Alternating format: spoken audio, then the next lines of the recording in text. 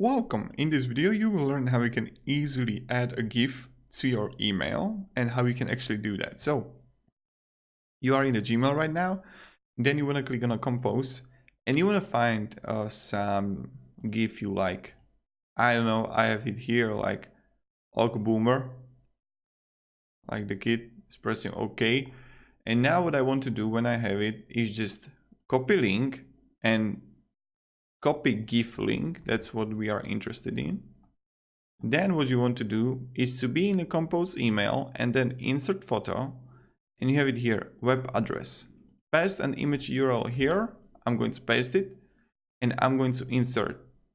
And as you can see, right now it's here. Now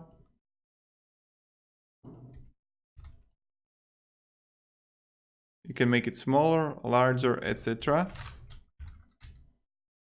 And that's kind of it. I recommend also insert it after you make a text. That's pretty important. So you can edit the text behind, and that's kind of how we do it. Thank you everybody, have a great day and see ya.